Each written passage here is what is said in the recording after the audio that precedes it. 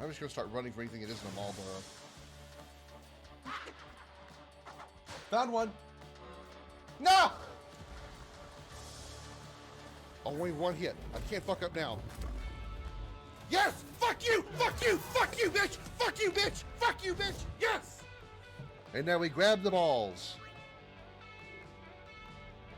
Grab them gently, though. They're kind of sensitive, okay? I'll stand right on your dick. I'm gonna jump on it. Jump on your dick. Jump on your dick. Jump on your dick. Jump on your dick.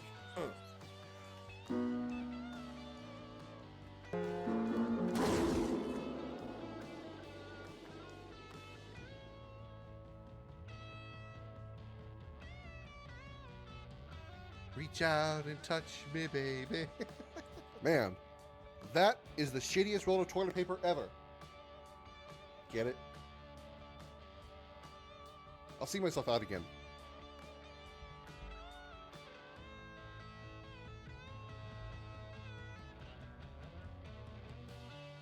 Let me give you a tip. Don't ever stand in front of a dragon when he sneezes.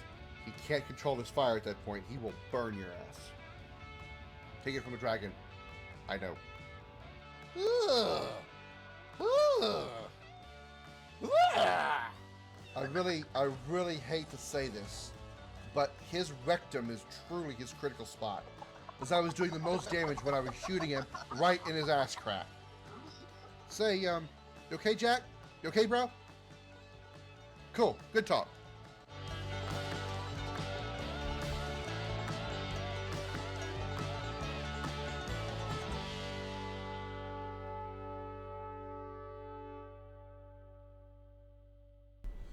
Everybody put your hands in the air and say, holy shit! Welcome back to the Dragon's Lair.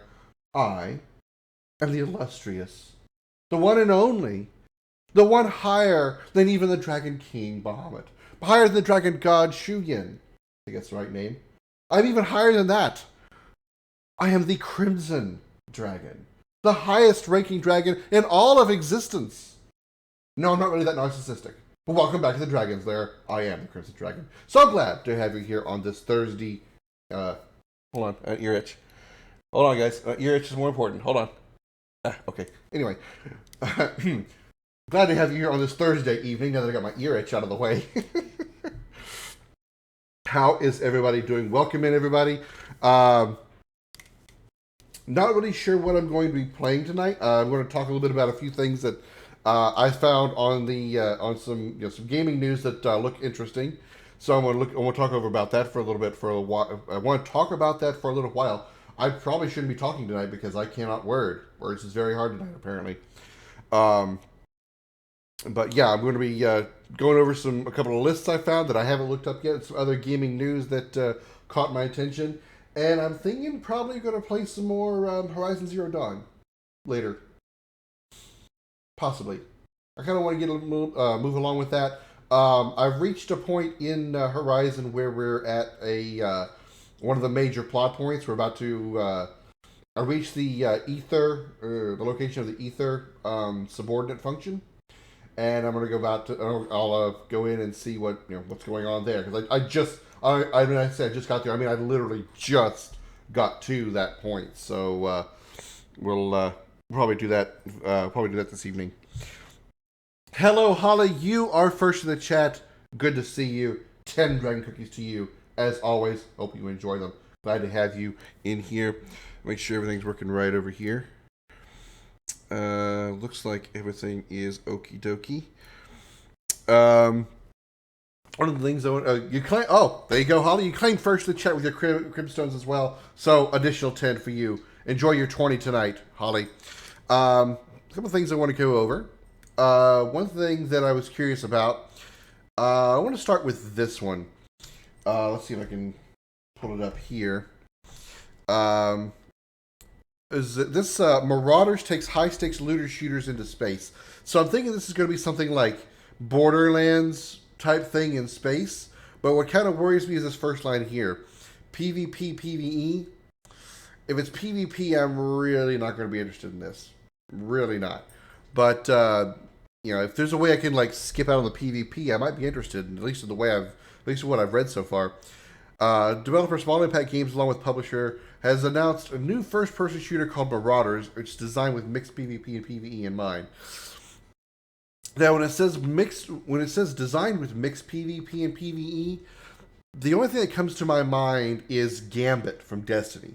Those of you who are not aware what Gambit is, it's a perfect hybrid. I mean, by definition, perfect hybrid of PvP and PvE. The PvE part of it is just like you got two teams of four, and your objective is to destroy a boss that can be spawned. Now, there are conditions that you have to meet in order to make the boss spawn that you have to kill. Specifically, you've got to kill kill the enemies that appear, PVE enemies. Each team has to, and pick up what's called motes. They're just little drops that appear, and then you take those motes to a little bank, and you donate those motes to the bank, and you gain credit toward spawning the what they call the primeval, which is the name of the boss that appears. As you donate those motes, the more you donate when you on a single drop, you can send an enemy to the other side, to the other team's other side, and it will lock out their bank, preventing the other team from being able to drop more motes into their bank until the blocker is what it's called, until the blocker is defeated. Whoever's the first to stack up 100 motes and then kill the primeval that spawns wins the match. So that is the PvE. That's the PvE part of it. The PvP part of it is that with under certain conditions, one player from each side can invade the other side and take out the other team. When you invade the other side, the enemies that spawn are your teammates. The only thing that's actually can be killed on the other side when you're invading is the other players. And depending on what part of the game it's in, killing the opposing team players nets you different advantages. If the boss has not spawned yet, if you kill an opposing team player with that's carrying motes, they drop those motes and they cannot be recovered again. So, plus side there. If you kill an enemy on the other side while the boss has spawned, you restore some of the boss's health. They're primeval. So some of the health gets restored. So it's a good way to competitively. It's a competitive race, but you can invade from the other side. You can invade the other side and deter or slow their progress. So that's what the PvP and PvE mode that I know of exists, and that's in Destiny. I don't know any other game that incorporates a hybrid like that so well. Or I say incorporates it so well. Incorporates it at all, honestly. I have no clue. I've never seen any game that has a PvE and PvP mode mixed in like that. So this game must have that. Or something similar to that. Set in alternate 1990s where the Great War never ended, humanity has fled to space, where many people are forced to scavenge space stations and the like to survive. The setting is retro-futuristic, offering a diesel-punk aesthetic instead of a high-tech, clean space fantasy like Star Trek. Players will raid cosmic vessels solo with up to 3 other allies for loot, such as new guns and gear, and hopefully make it out alive in the end. If successful, you'll likely have all kinds of new weapons and tools to bring into the upcoming matches and experience gains to boot. Or you can hawk them for extra cash. You see, what I was hoping for when I first read a little bit of this, I was hoping for, like I said, a Borderlands type thing. I was hoping for a Borderlands in space, even though Borderlands already is technically in space in some ways. Actually, Borderlands 3 so you can go to multiple planets. But it's Borderlands in space. But will raid cosmic vessels solo with other 3 allies for loot. And say, that sounds fine. But here's the next paragraph is where the PvP aspect comes from. Other players raiding the same place can spoil the run by taking your team out during firefights that are likely to break out. I don't care for that. I assume when you're raiding the cosmic vessels, hey Brenda, how you doing? Welcome in. Good to see you. I assume those that are raiding the rate when you're raiding the vessels that there are PvP or PvE rather enemies out there. I assume they're like, you know, whatever you want to say. They're I guess the crew of the ship that you're invading are going to be the ones that are going to be deterring you. Because if it's going to be, because it says PvP, PvE, if it was PvP only, if you raided a ship and there was nothing on board, you're not really raiding anything. You're more like salvaging, I guess. So I assume you would be going aboard these ships and you'd be fighting the AI opponents as well as players that could come in and stop you and take the loot for themselves, I'm guessing. Not really, you know, if they would take the PvP out of it, aspect out of it, or if they made it to where, you know, you could go in without opposing players deterring you, that might get my attention. But nah. Hey, Senior Iron Lung, how you doing? Welcome in. Good to see you as well. How is your evening? How's everybody's Thursday going? Good to see you all in here. So I want to take a look at the trailer here. I haven't watched this trailer yet, so this will be completely new to me. Product not yet rated. This is still in development. This is early '90s as well, as far as where the the story of the trailer is. It looks like a space battleship. I mean, like a World War II battleship, but in space.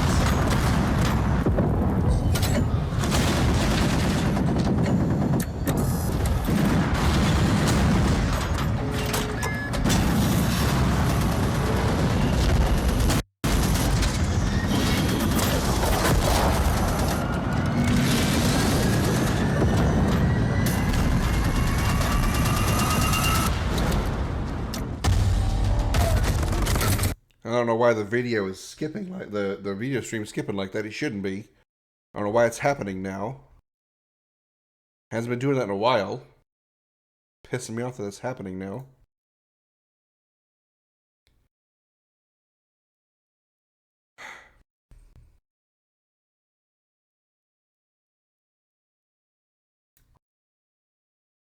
Hang on, everybody. Give me a second here.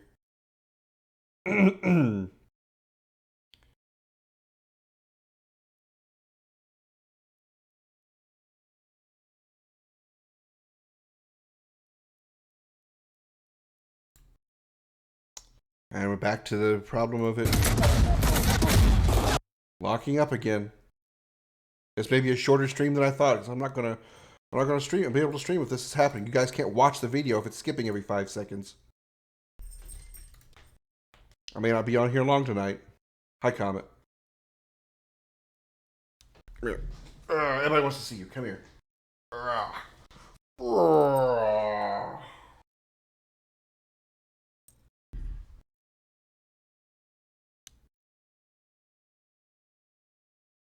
Hi, everybody.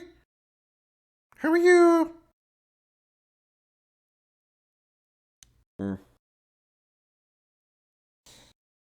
Daisy. Same thing that's been happening lately, Holly. For some reason, the video, whatever's on the screen over there, the video screen over there, it's skipping now, like it's done before. I don't know why it's happening again. I don't know how to fix it. And it's happening during this trailer too.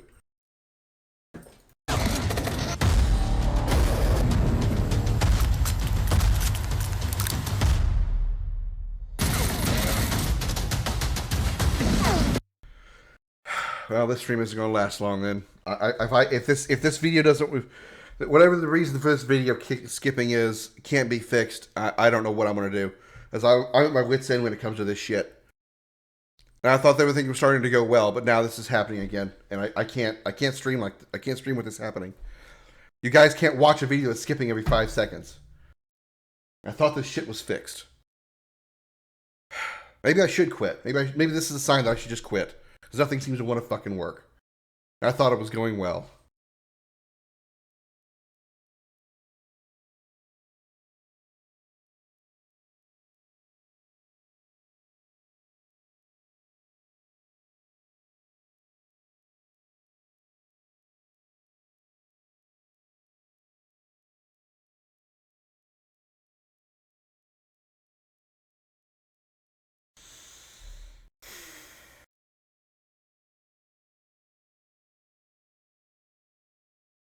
No, I'm not doing fine, Holly.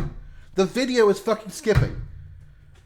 What you guys see over there is skipping. You can't watch that. That's not quality. That's crap.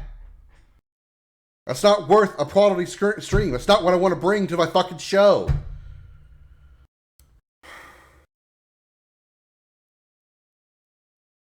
And the reason I'm so pissed off is I don't know how to fix it. I don't know what the problem is, so I don't know how to fix it. I've asked on all kinds of different forums, and there's nothing. Nobody has an answer.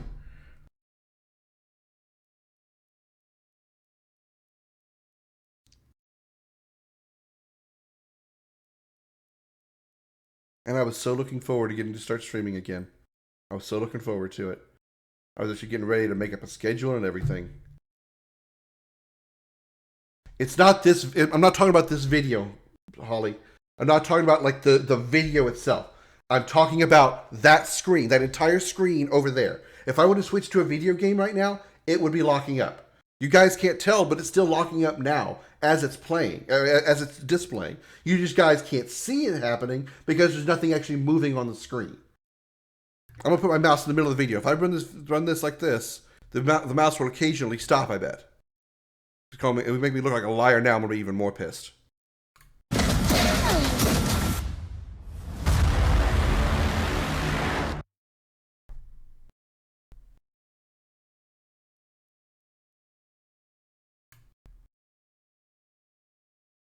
Play the video! Not yet rated. Took it like 3 goddamn times.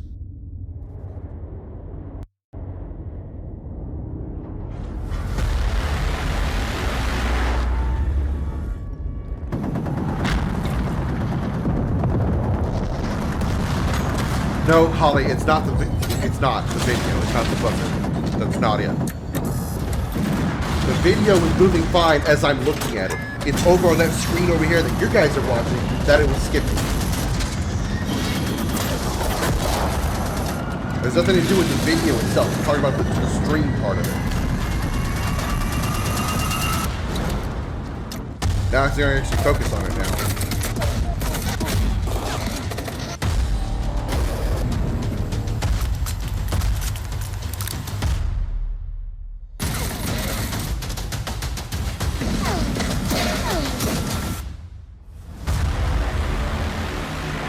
It's a shitty trailer, but I get the idea.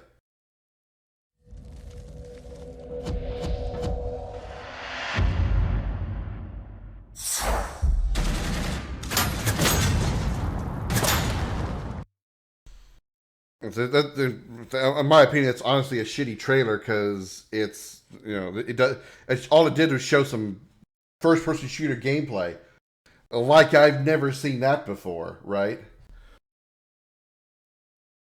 Well, I'm not using OBS, but yeah, that's the problem. For some reason, when I say the video, I'm talking about that whole panel over there was skipping, and it happens sometimes when I'm playing a game or something. I don't know what causes it, because it doesn't affect this camera over here. It affects that over there, which I'm trying to point like where you guys can see that whole panel over there. Well, Jose, my stream, I was doing fine until my stream started acting up, but it's a problem I've had before, Holly. Anyway, but that's that. So if, I assume this is still early in production, but if there's a way you could play this game without other players getting involved, if there's, you could actually like set it for just a PvE mode, I would be interested to try this. I really would. Let's see what else you can tell us about it. Full release dates are currently unknown, but a closed beta period for those who pre-order is said to be happening sometime soon, and entering early access this year. So they're pretty far along in production on this, so it could be. Let's see. Will be coming to PC via Steam and will also be available as part of Xbox Game Preview through PC Game Pass. Okay. All right. So is it for PC only? Huh. PC only, huh? Interesting. Like I said, if I can get around the PvP part of it, I might give this a try. Might be something fun. Um, no, it has nothing to do with the page, Holly. It's the fact that whatever I'm streaming over in that window is locking up. If I were to pull up my PlayStation now and start playing something, or at least a minute ago when it was acting up, the game video would freeze. What you guys would see would lock up every few seconds. The video game I'm playing would lock up on what you guys would see. What I see would be moving just fine, but what you see over there would be locking up. Am I making sense now? Are you understanding what I'm telling you is not happening? It has nothing to do with the video. It has nothing to do with the website. It's whatever issue my stream, whatever I don't know if it's my Elgato, I don't know if it's XSplit, I don't know if it's the decoder or what. But anyway, it seems okay now. I'm not going to use the W word because God forbid. Anyway, in other news, let's see. I wanted to look at this. BioWare. Former BioWare boss is creating a multi-platform science fiction IP.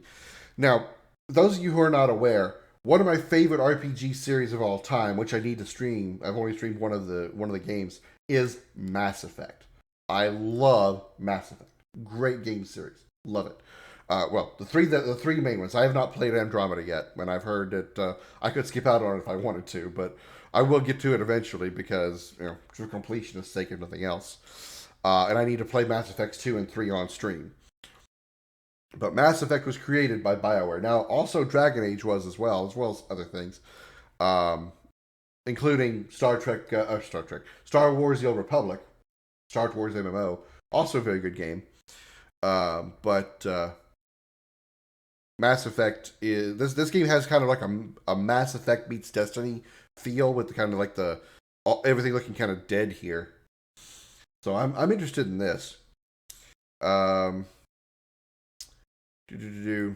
Delivering magical interactive storytelling by connecting talented creatives to powerful tools in a safe and supportive environment, blah, blah, blah, blah, blah. The background art on the site is reminiscent of games like Destiny, like I said, and GTFO. Of course, Mass Effect influences are apparent too, because, they're BioWare developer, or Mass Effect developer, BioWare, with ethereal alien ruins, craggy vistas, and hazy underbellies.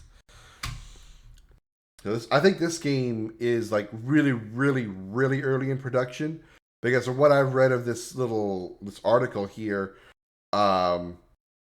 They only have like this screenshot, so this could just be concept art. This may not be in game anything. So I think they're still extremely early on in the production of this IP. So. And it says multi-platform, which can go one of two ways as far as I'm concerned. One way is I'm thinking it is going to be like when it says where'd it go? Multi-platform, that it's going to be multiplayer, like cooperative kind of thing, which would obviously be good because I'm always looking for more co-op games. Especially if I can find some co-op folks to co-op it with. Because if it says multi-platform, it makes me think it has cross-platform play. And if you have like a multi-platform or a cross-platform Mass Effect-ish type game, that'd be really good. Now, I am aware that Mass Effect 2 have it? I don't think Mass Effect 2 had it. Mass Effect 3 and Andromeda, pretty sure Andromeda had a multiplayer mode where you would basically just do some like it was a co-op. It was basically a co-op horde mode in a real simple sense. You would team up with other players, which you had a wide range. No pun intended. You had a wide range of classes that you could choose from, as well as the different species of Mass Effect, which gave you different advantages and disadvantages depending on what species you chose, as well as your class that you played while you were in those matches. And they were kind of fun to a point. They did kind of link in to the galactic readiness of the single player mode. So the more you played the multiplayer mode, the better your galactic readiness was in the single player mode. But there wasn't really much that affected, I don't believe. What little research I've done, the whole multiplayer aspect of it, the galactic readiness thing, really didn't have much of an effect on story or on the ease or difficulty of the battles or anything like that. So the I don't know, the multiplayer mode seems like it's a fun little thing to do with other players, but that's all it is. It didn't really have as much of an effect as I'd hope. Again, no pun when I said effect on the single player mode. But if they have like maybe taken that idea and brought it to an entire campaign for this game, for this IP, it might be pretty good. Might be pretty good. I wanted to see about the PlayStation Plus games for April. I assume these are always accurate. It says free game predictions, which means that this is not exactly up to date. It's not up to date's not the right word. This could be. I guess this is just. I guess they're just guessing, from what I understand, which I don't really think is. It's not really reliable. I mean, if they're right all the time, then maybe it's reliable. But I don't know. I'm reluctant to actually believe these things when they say predictions. No, when I've been talking about the BioWare IP, Holly, that's a totally different thing. The BioWare IP doesn't have a title yet, as far as I'm aware. It's still in early production. Marauders was the BioWare. BioWare. God damn it. Marauders was the Borderlands-like game, what they call a looter shooter. So just what Borderlands is, but in space, with a PvE and PvP like mixed in. So I got a feeling the BioWare IP that they're talking about here, we're probably not going to see anything about that, at least as far as like a release date or any kind of like near finality to it, until probably, I would be surprised if we got it before 2025. Unless they're just like really like, all hands on deck, super focused on this, because I know, while I keep saying this is the BioWare IP, you got to remember this isn't actually a BioWare IP. This is a former BioWare boss that started his own development company. So it's probably going to be a small number of people compared to a larger developer like BioWare. But they're obviously going to be taking their experience from Mass Effect and Dragon Age and Star Wars: Old Republic and all the BioWare foundation games, and use that knowledge here in this IP. So yeah, Casey Hudson is the guy I'm talking about, of course. Ex-BioWare boss Casey Hudson. Let's see what this guy predicts is the April games on PS Plus.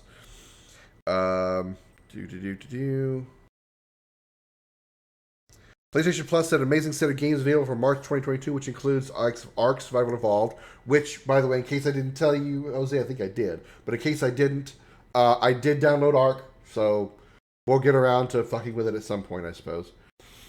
Team Sonic Racing, I don't remember if I downloaded that or not.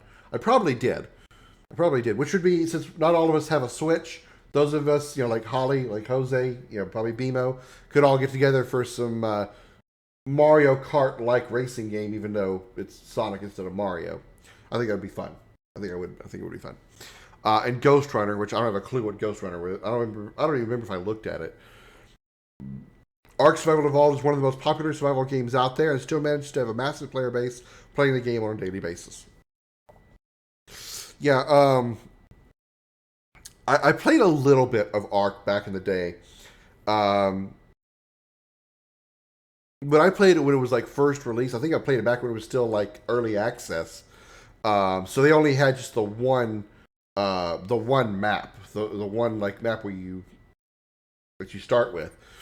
They didn't add the things where you go to other worlds, other maps, and see other creatures and all that until much, much later.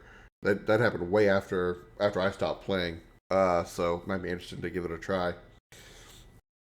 Well, you see, Ollie, not all of us have a Switch, and that's why I was saying this Team Sonic Racing would be a good alternate to that, since that is on PlayStation. We all have a PlayStation. It's free for this month. So if you want to get it, better get it now, obviously. And it would be a good like Mario Kart type racing game, but with Sonic, like I said, instead of Mario. Since again, not all of us have a Switch. Then likely not all of us will be able to get a Switch anytime soon. But if we all do get eventually get a Switch, I would like to do Mario Kart. I would also like to play the Mario Party games because I love Mario Party. I love Mario Party back on the 64. I always played it solo, unfortunately, because I was a pathetic type that didn't have friends. So I always played Mario Party alone. But I would really love to play that with other people. I think that would be a ton of fun. Your PS5 arrives tomorrow. Can't stand you. Holly. Sonic one more than the Mario one? No, I don't have my Switch anymore, Shannon. That's what I was saying. I don't have my Switch anymore for one. But eventually I would like to get one because I would like to play Mario Party, Mario Kart. I want to get to the other Switch exclusive games that I didn't get to because I had to sell my Switch, like Xenoblade Chronicles as well as Legend of Zelda: Breath of the Wild. And there's probably a few other like Switch exclusives I wouldn't mind getting my hands on. I can borrow Mario Kart. Do you have the charging station that connects by HDMI? Because I could play that obviously without streaming it, but if I'm going to play it and stream it, I'm going to need that charging station, Shannon. I can't play without the charging station. Okay, that's good. We can do that then. That might certainly be possible. That's a great way to English there, Dragon. That's a great way to English.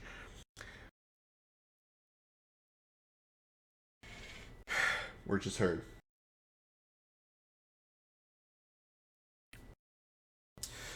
Ghost Runner, on the other hand, is one of the best action platformers out there with fast-paced combat and some really well-designed levels. Ghost Runner. I don't think I've ever even heard of it before now. For the month of April, we have not received any leaks so far about what games will be available on PlayStation Plus. However, there are some solid speculations that give us a fair idea about what we can expect in the coming days. Firstly, Tiny Tina's Wonderlands, the upcoming game developed by Gearbox and published by 2K. There's a very good possibility we could see a Borderlands game being added to the PlayStation Plus roster. Oh, okay. I get it. They're not saying that Tiny Tina's Borderlands is going to be on PS Plus. I was going to say, that's weird for them to release a game and it be on PS Plus. That's odd. But I get it now. But that does make sense, because they did that with Destiny.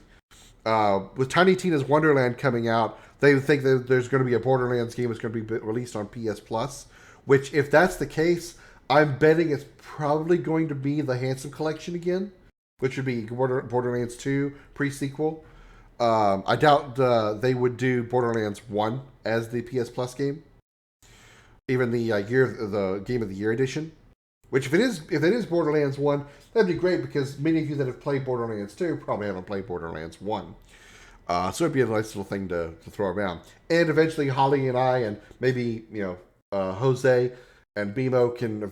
I think BMO got a copy of Borderlands. I can't remember, but if she did, we all need to get together and do some 4-player Borderlands 2 and pre-sequel, because I've never played that game with 4 people. I'd like to do that. Same with 2, pre-sequel, and Borderlands 3. I've never finished 3. You had a Wii, Shannon? I don't think you ever told me that. So that makes sense. Like I was saying, they did that with Borderlands with Destiny, when I believe Beyond Light. I'm pretty sure when Beyond Light came out, Beyond Light was close to being released, if not releasing. Destiny 2 was the game of the month for PlayStation Plus. But that was also right about the same time that they changed the Destiny 2 to be free to play. Destiny 2 became free to play right about the same time that Beyond Light was released. Yeah, I do remember we were talking about that. Yeah, skiing. Yeah, I remember we were talking about. I remember talking about that and be like, yeah, I'm never going to ski. Hell no, I don't have the I don't have, no, I just know. I don't think so. Lego game coming out next month. Lego Star Wars: The Skywalker Saga. This could be that we get a Lego coming as well.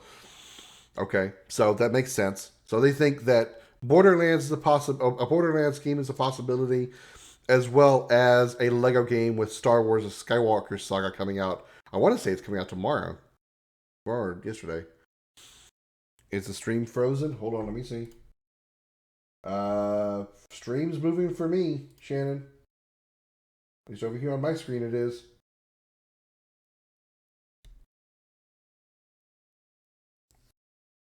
Two of you, huh? I don't know. It looks fine to me. Mine's moving along just fine.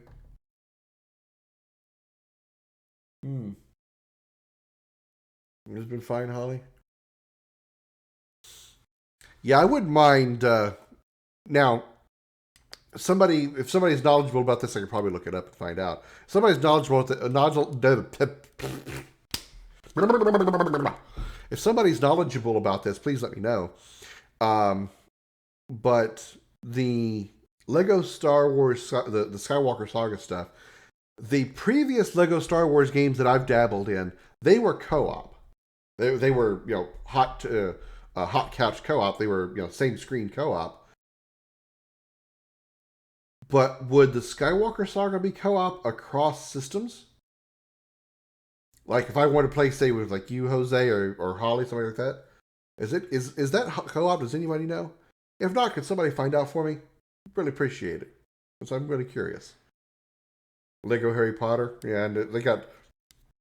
Let's see, what do they got? They got Lego Harry Potter, Lego Indiana Jones, Lego Batman. Lego I think I got Lego. They either have Lego Avengers or they have Lego DC. I can't remember which one was which. So yeah, that's their. It's not the actual story I was hoping it would be, but if they are going to bring a Borderlands game to PlayStation Plus, I'd kind of like it to be Handsome Collection again, because I think there was some that wanted to get it some time back. Some friends of mine that wanted to get it, I think like Bimo was one of them, that wanted to get it, but they didn't want to pay for it, or they didn't have money for it or whatever. And I get that. But if it's free and it is a Handsome Collection, I really would like them to get it, because I really, really, really would like to play Borderlands 2 and pre-sequel and eventually 3 co-op. Really would. First game you want to stream when you come back? Well, Holly, have you been playing Fortnite since it's gone no build? Let's see. Dragon Ball Xenoverse 2 update. I thought about playing this again and maybe doing it on stream this time. I played Xenoverse 1 and 2 back in the day, and I never finished it because I think one of the final fights of the story was too hard for me to beat. So I might give it another try again, especially if I do it on stream. You guys can help me out with it. I didn't. I was asking Holly if she had played Fortnite since it's gone no build.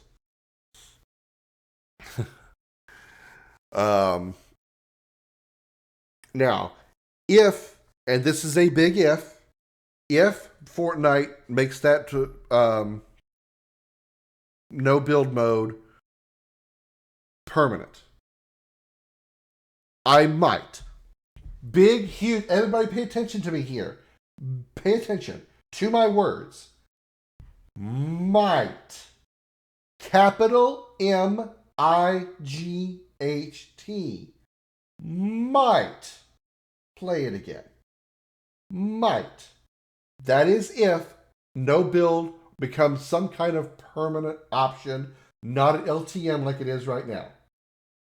I saw the article you sent me, Holly, and I believe it.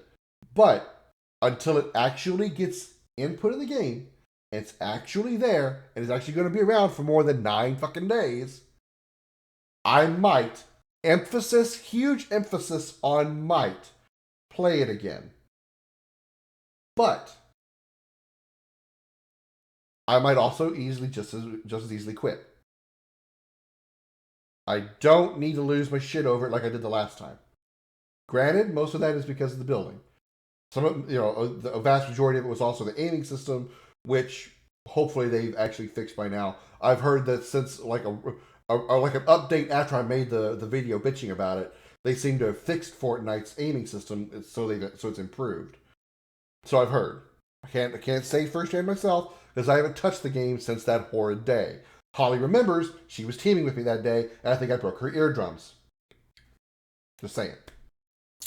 But yeah, if they make that no build a more permanent thing, I might come back and play it. But I can't promise that I won't lose my shit and quit. I didn't really mean to rhyme that, but I'll take it. But as far as Xenoverse, I'm interested about possibly doing this again.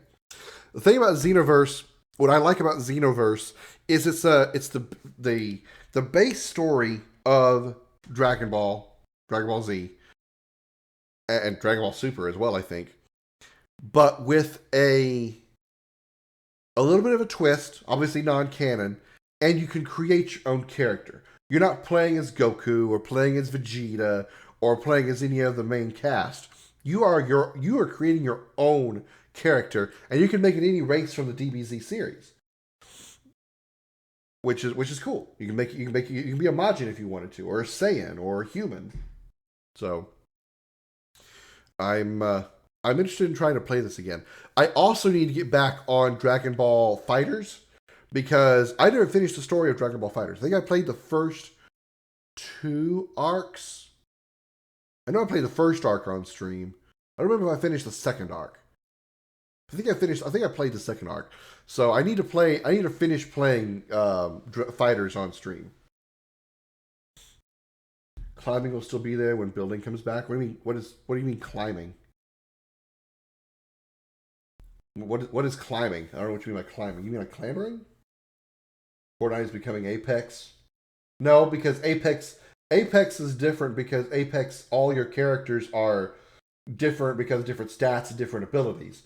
All the characters in Fortnite have the same abilities, or lack thereof.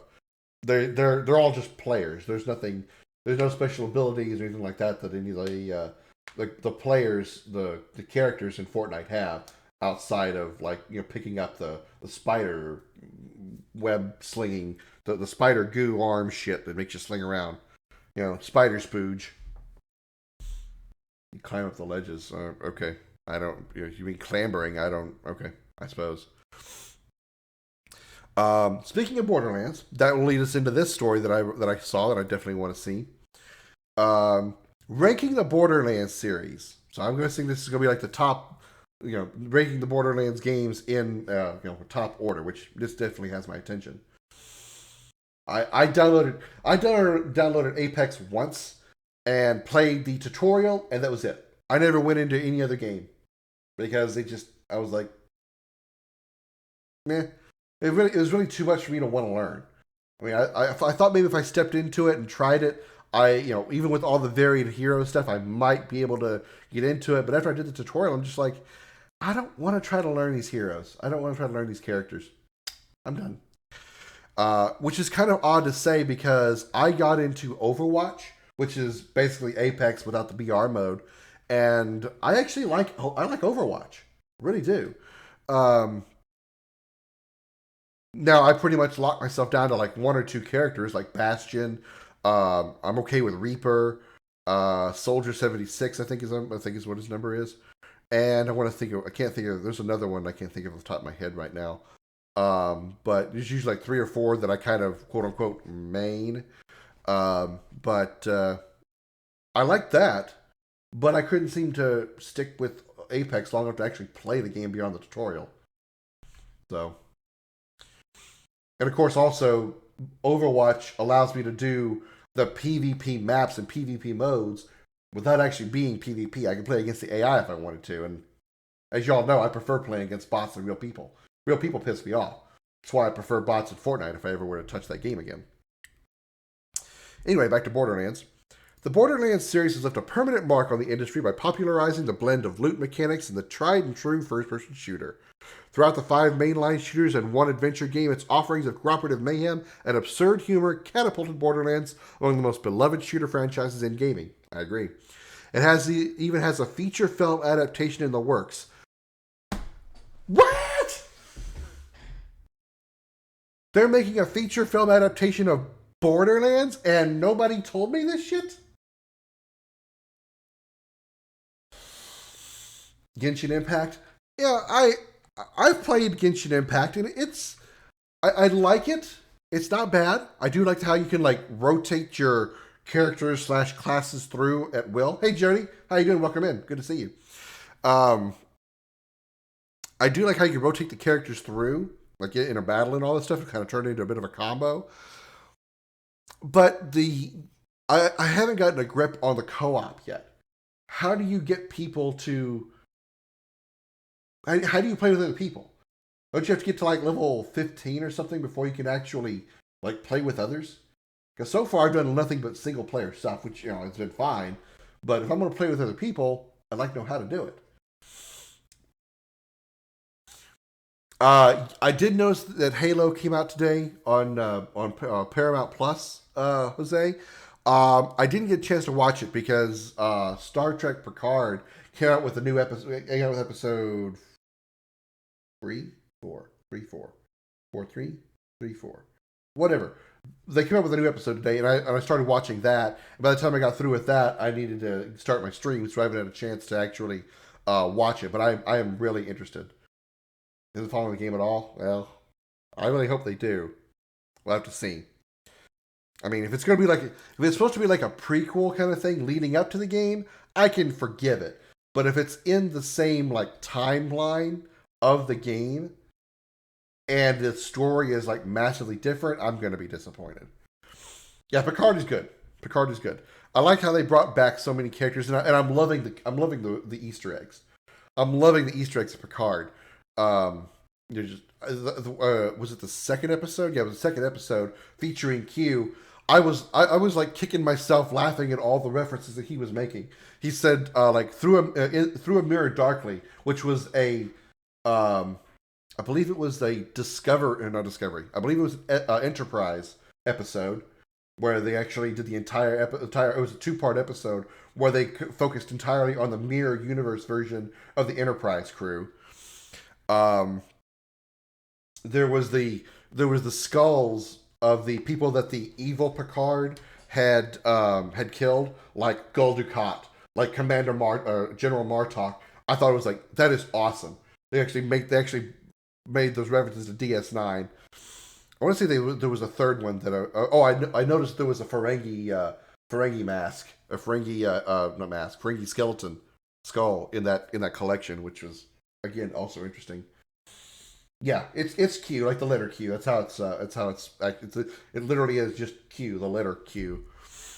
I love how when he first appeared, it had John Delancey in his like young, like normal, like his 80s looking version, and he goes to Picard and goes, "Man, you're looking old. Let's fix that." And he changes himself to look like he does today. I thought that was very, very well done. A very nice touch to bring the old man that is the actor, John Delancey, to a character that is supposedly immortal and unaging, and make it fit and make it make sense. I love that part. It was probably my favorite part of the series so far. And of course, 7 of 9 doesn't have her Borg implants, which I know has got to be like a huge like thing to her, because she's gone her entire life with Borg implants and nanoprobes all over the inside of her body, and now in this alternate reality, she has never been assimilated by the Borg. She's got to feel weird. She's got to feel like something's majorly missing. I don't mean just like seeing the implants on her hand and over her eye, but just like the feeling. I'm sure she notices that all those millions of nanoprobes in her system are not there. Which means she probably doesn't have the regeneration ability that she had when she was a Borg. So kind of makes you wonder if she could actually take a fatal hit now. Hope they don't like do something killing her off or getting close to killing her off. Anyway, back to this, because I don't have ADD. I don't. I don't. Stop looking at me like that. I don't have ADD. Ooh, shiny object. I didn't know about the feature film of Borderlands. I'm interested in that, if that's a thing. With Tiny Tina's Wonderland's impending release, now is a great time to reflect on the series and rank each game from our least favorite entry to our most beloved. All right, let's see. Let's see how this goes. Number 5 is Borderlands, a pre-sequel. Okay, that makes sense. I haven't played pre-sequel yet, and what I have played of, or who say I haven't played it. Excuse me, I haven't played much of it. I've played literally the intro because I wanted to kind of get a feel for the different character classes before I actually chose one. And what I have played of pre-sequel, I kind of like the classes. I've only got one that I really prefer to play. But I have looked up and found out that the game is excessively short. It is much shorter than 1 and 2 as far as like its overall like game hours. And there's, as far as I'm aware, there's no DLC to it. Whereas like 1 and 2 had like 5-6 different DLCs that were, you know, easily half as long, if not as long as the main game. So, and I've heard from multiple sources that pre-sequel is the weakest of the series. So it doesn't surprise me that pre-sequel comes up in the 5th slot. Had a tough act to follow in Borderlands 2. Although it doesn't come close to achieving its predecessor's heights, it stood as a respectable offering to fans who simply wanted more Borderlands. Moving the action to Pandora's moon offered a refreshing locale shift, using oxygen to propel yourself in zero gravity and execute gleefully dumb attacks like a butt slam. I didn't get that far. I didn't know we could turn into Super Mario Brothers and do a butt drop from Mario 64. However, the pre-sequel was ultimately a less engaging retread of what had come before and is what we started feeling diminishing returns with the Borderlands formula. Okay, yeah, so that's kind of what I expected. I figured pre-sequel would probably be in the last slot. Yeah, I do want to get Elden Ring. I actually do want to give that a try. I've been leery to get involved in the Souls games because of the notorious difficulty of the Souls games. But I've heard a lot of good things about Elden Ring, and I mean, I haven't really heard of a bad Dark Souls game yet. So I'm interested in playing the Dark Souls games as well as Bloodborne. But I am interested to do Elden Ring. I still have to get it. It's new, and the big game that came out at the time was Horizon Forbidden West, which I really wanted to play more than Elden Ring. So I got that. So I need to conjure up some money out of thin air and get me a copy of Elden Ring. I'm sure there's some DLC coming for it eventually. It would make sense. Number 4, Borderlands 1. Wow, okay, that rated low. I probably would have ranked Borderlands 1 a little bit higher. Although I think 2 is the best in the series so far. I do think that 1 should be higher than 4th place. For sure. Oh, you thought it was co-op? Yeah, we should definitely have co-op it then. As long as it's not a thing where I know there are some games that are co-op after you complete the story. And I hope that Elden Ring is not that way. I hope that Elden Ring actually, if it's co-op, you can play the entire game new with another player. And not have to complete the game and then get the co-op partner. I don't know if other Souls games are like that or if that's just just other games that I've played. Is that good, huh? Any caverns or tunnels of no return, Jody? The game that started it all was an explosive epiphany when it arrived in 2009. Wow, 2009? Was it really?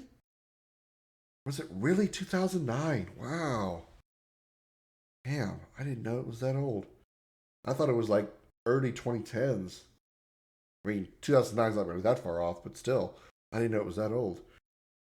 First person shooting with Diablo-inspired loot, like peanut butter and chocolate. I agree with half that. I don't care for peanut butter. We would never have guessed how well these flavors would blend, and Borderlands inspired a generation of shooters after it. Borderlands was all about action, calling it storytelling and characterization light would be generous. Yeah, the story was there, but it was all in like dialogue, or it was all in text. You could, just read it. Wasn't really like a lot of cutscenes and detailed story. I think there was really only like, one true cutscene. I guess if you want to count the intro, there was 2 actual like cutscenes in the entire game of Borderlands 1. It was the opening intro, obviously, and then the ending that ended up being the boss fight to the destroyer at the end of Borderlands 1. So it was the cutscene that led into the boss fight. In 09 or 3. Yeah. In 09, I was much older than 3. The Pandora's eye-catching cell-shaded art, cell-shared art, cell-shared, I thought it was cell-shaded. Bizarre denizens, copious monsters, and oodles of firearms proved enough to draw wrangle together friends to tear up its dust-covered landscape. I do admit, when I first played Borderlands, I actually did not like the cell shading. I really, really, really did not like the cell shade aspect of the game. It was kind of hard on my eyes, because that was the first game I ever played with that. If you're not familiar with the term cell shading, it basically makes the game look like a comic book. Like an old school, like superhero comic book with the outlines. Everything that has an edge had like a black outline on it. That's what cell shading is. And I was used to games that didn't have cell shading. So when I first played Borderlands 1, it was really hard on my eyes to look at because I wasn't used to it. Eventually, it's not, now it's not a problem because all the Borderlands games have it. It's a mark of their design, mark of their art style. And it fits well with probably one of the games that's going to be in this list. Telltale, who makes the Telltale's games, the adventure games, the interactive movies that I'm talking about, things like The Walking Dead, Wolf Among Us, those kind of things, those were all cell-shaded games. And so, the fact that Borderlands got a Telltale's game, it just fit right in along with the art style and nothing else. The writing and the comedy is good enough on its own, but combine it with the cell-shaded aesthetics of what Telltale's games are known for, it's a perfect match. It's a perfect match. Devin said it's a great game. Well, a lot of people are giving it a lot of positive comments about Elden Ring. So, number 3 is Borderlands 3. Okay, that makes sense. While I've played a good bit of Borderlands 3, I can say I'm sort of disappointed. 2 is, as I said, the best in the series. 3 just isn't quite there. And part of my problem with Borderlands 3 is I can't get a grip on what it is that's missing. It's missing something that Borderlands 2 had, but I can't figure out what it is. It has, the same art style, has the same vast array of weapons. In fact, some of the weapons, the array of weapons is so large, it's actually kind of difficult to get a grip on what I do like, because there's such a wide variety and so many different ways that the guns work, and insane ways that the guns just function in general. They've added so many non-traditional ways to shoot a gun. It's almost overwhelming. But for some reason, what I have played of 3, I just feel there's something missing. And I can't put my finger on it. The long-awaited third entry can be aptly summed up as more Borderlands. While disappointing to those hoping for more meaningful evolution, I guess it's me. Finish packing? Nice. Didn't take that long at all, did it? Did you just throw it all in there after all? Did you just put your suitcase into the bed, open it up, and then have all your clothes in the bed and just kind of do one long sweep into the thing and then close it? Did you have to get like other people to jump on top of the suitcase, and you keep jumping on it until it was flat enough that you could like latch it down, or you got like some? Did you get like some box tape and tape it up or something? I'm just wondering. Borderlands 3 doesn't try to reinvent the wheel, but smaller UI improvements and increased maneuverability make the tried and true looter shooter feel better in more subtle ways. Gunplay remains solid, and the sheer number of wacky guns almost feels like a joke in itself. That much is true. That's what I was just talking about. Unfortunately, the game suffers from having the most insufferable writing of the franchise thanks to its internet meme-inspired comedy. But if you can get past that or just hit the mute button, you're in for a dumb good time that simply plays it too safe for its own good. And maybe that's it. Maybe that's what the one thing I'm talking about. Maybe that's the one thing that it's missing is what they're referring to is the villains of Borderlands 3, the twins or brother-sister combo, whatever it is. They don't have the same sinister feel as a villain that Handsome Jack did from 2.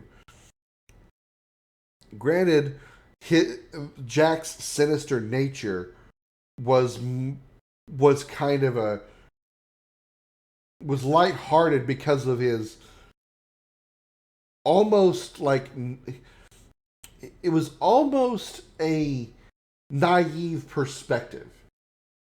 It was almost a naive perspective considering what he was doing. It was like both naive and narcissistic. He thought he was being the hero of Pandora. He thought he was the end all be all. He thought he was truly doing what was best for the world of Pandora, and that the bandits and the vault hunters were all the villains. He thought they were the bad guys. So he wasn't truly being a villain in the stereotypical villain sense. He wasn't out trying to just destroy the world or be like Sephiroth and like rule the world through some inane god complex, asinine god complex. While Jack did have a bit of a god complex in that matter, and the reasons I will keep spoiler free for now because I know there's people in chat that haven't played Borderlands 2 yet. His, setting aside the god complex, his narcissism and his almost naivete kind of melded together really, really well. That's what made Jack a really compelling villain. That, and of course, his writing was absolutely phenomenal, and voice acting was phenomenal. I mean, there hasn't been when I say he's a good villain, he's one of the best villains, I think, in gaming overall. Not because he is a menace or he is, sinister or or scary in any sense, but just the way his character was written and developed and acted was great. That's what I think makes Jack one of the best villains of all of gaming. And I probably should try to make a list of best villains in gaming. I should do that. Which reminds me, kind of on that subject of making lists, I'm actually in the process of trying to make more videos for YouTube, and what I'm working on now is what I call a countdown list, which is, excuse me. Alright, that all happened quickly. Alright, we can stop now. Sorry about that. Is a list of, like top 10 lists, essentially. But they could vary, the number could vary between 10 to 5 or something, but I'm going to start making lists of some completely random things. For example, one that I'm working on right now is top swords in gaming that are not from RPGs. And what makes that unique is most times you think of a sword, you're thinking of RPGs, Final Fantasy series, Tales of series, Skyrim, Elder Scrolls, things of that sort. But there are swords that exist outside of role-playing games. And that's what that list is going to be. It's going to be a list of swords that are well-known, popular, that are in games that are not RPGs. So that's kind of the idea that I'm going to do for countdown lists. So if you guys have suggestions for countdown lists that you'd like me to try to do, to make, let me know. Send me a message on Facebook, send a message on Twitter, on any of my social media, throw a comment in one of my videos on YouTube. I'd love to take some suggestions and see what list I can come up with. Anyway, ADD aside again, back to the list.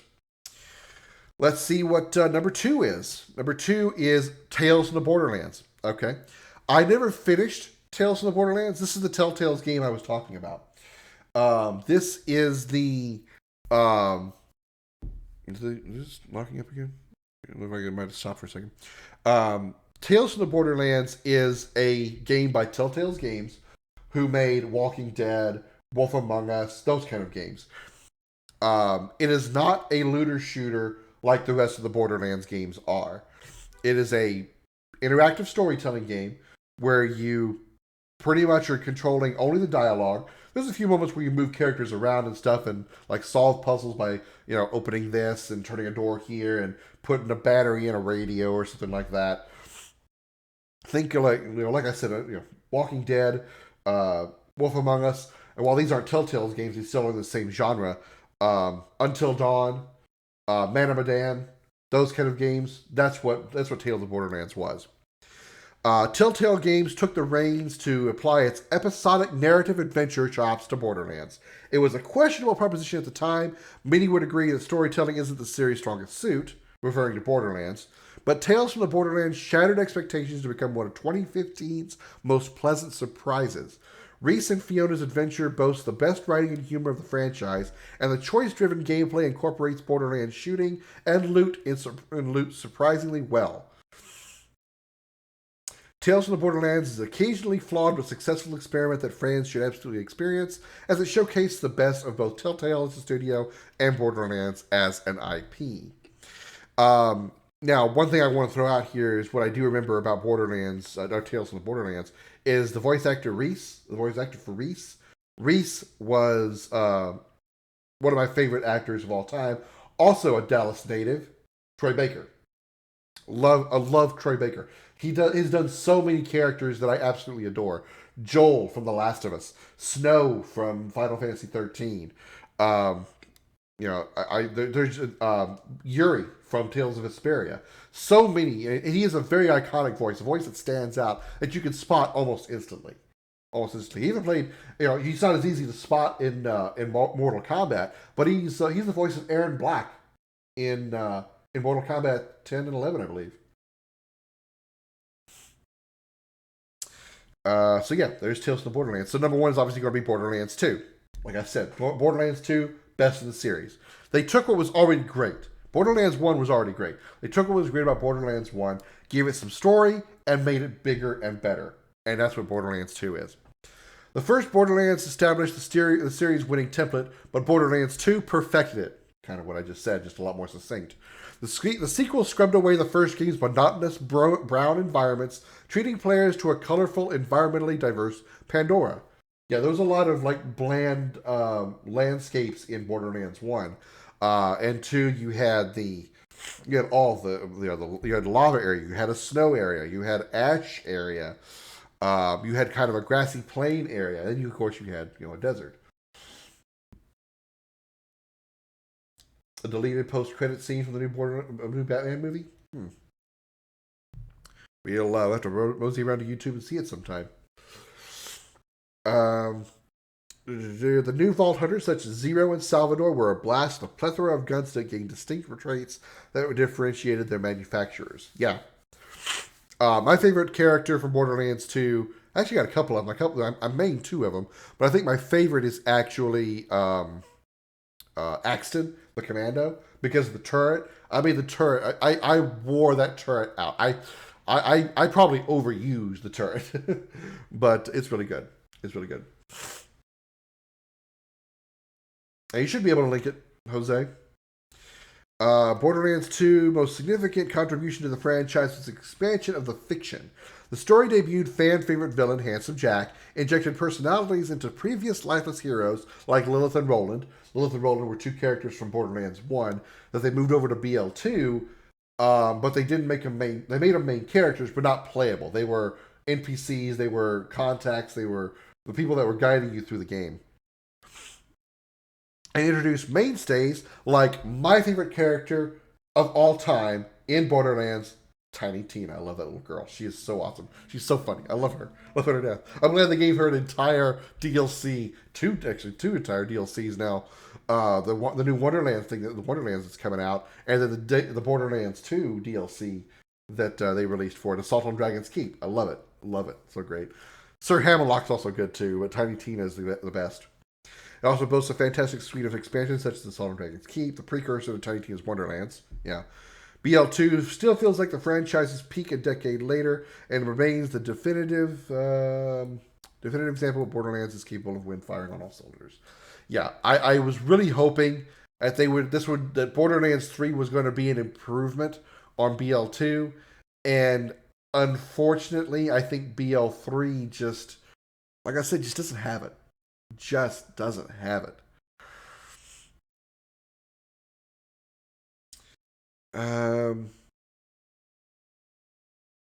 Now, here's definitely something I want to take a look at. The best games of 2022, and I'm sure Elden Ring is going to be on this list. Horizon Forbidden West, Elden Ring was just the tip of the iceberg. Yeah, no shit. No surprise there. All right, let's see. Where's our list? Stars Fly. Okay, sure, let's do this.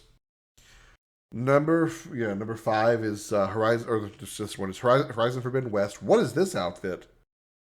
I have not found a green outfit for her yet. Interesting. Horizon Forbidden West was the pinnacle of the so-called map games. Lest you get the wrong idea, that is unequivocally a compliment and a selling point, even if you're burnt out on the format. What they're referring to as open world gaming is what they're talking about. Nearly every point of interest in Horizon's world, a post-apocalyptic rendition of the American West, is worth checking out whether you end up finding a surprisingly complex tactical minigame or the first mission in a riveting chain of side quests. Then there's the inventive combat system based around futuristic bows and arrows. Yeah, all that. So yeah, definitely a good one.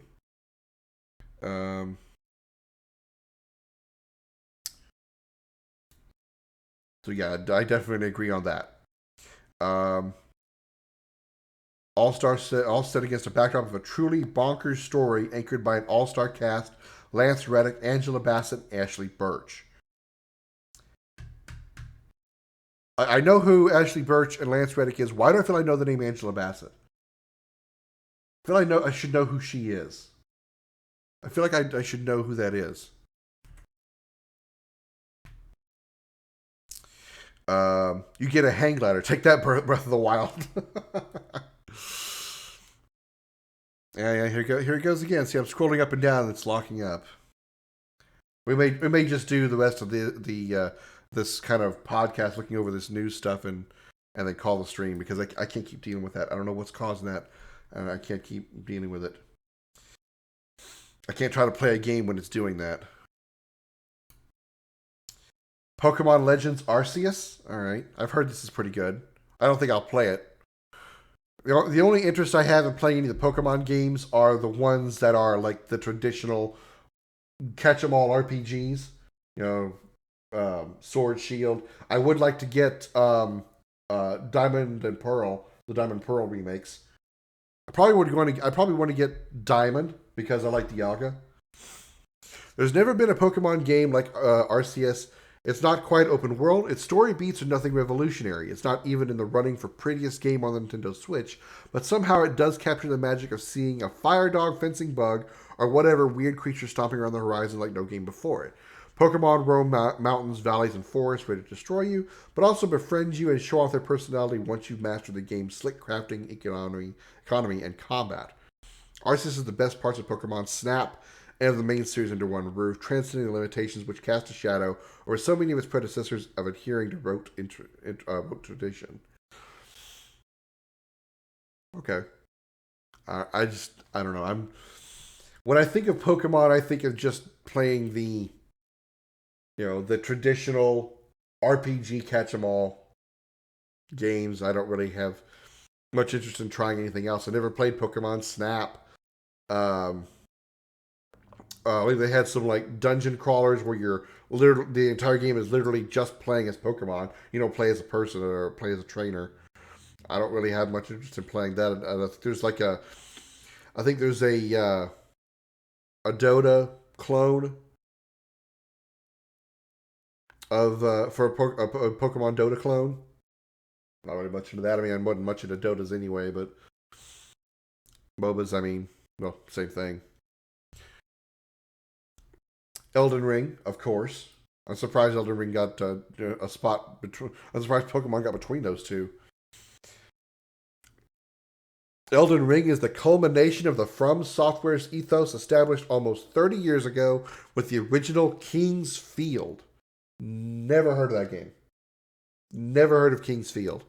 But despite being the company's biggest game to date, both in terms of scale and popularity, it also knows how to get out of its own way. While Souls newcomers may struggle with Elden Ring's vague goals and overall challenge, oh shit. Every minor frustration serves to make its environmental storytelling and moments of triumph all the more compelling. I have heard that despite Elden Ring and Souls games' difficulty, their notorious difficulty, what makes them unique is that difficulty, once overcome, is very, very rewarding. Now, how that, exactly what that means is a little bit of a mystery to me. But, I mean, I don't know. I guess it's certainly, I guess it could be believable. Excuse me. Elden Ring is not a game that gently caresses your tired shoulders, but one that latches onto your back like a demonic monkey, an obsession made all the more difficult to shake by its copious checkpoints and the ease of which it allows you to drop in for a quick adventure and then jet.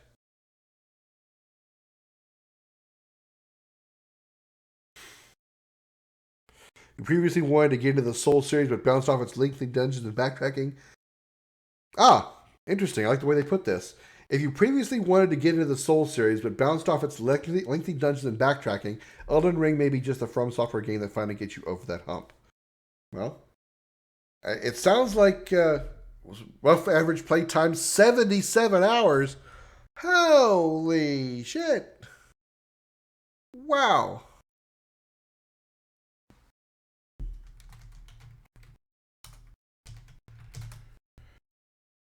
Okay. All right, let's see what's next. I don't even know what this thing is other than hideous. It looks like Gilgamesh from Final Fantasy if it got royally fucked by a demon. Nobody saves the world. I've even heard of this game. At its core, Nobody Saves the World is about making numbers go up. You play as a magician with shape-shifting powers. Initially, you can only transform into standard fantasy fare, think guard, ranger. The more experience you earn, the more forms you can morph into, eventually turning into a horse, a mermaid, a dragon. I'm all in. I'm all in. I have to. I have to. Or a freaking zombie. Every form has its own set of abilities, but you can mix and match moves across all of them and swap between up to 8 forms on the fly. Those you love a min-max grind, the one in Nobody Saves the World is as compulsive as they come. So I don't know what this is.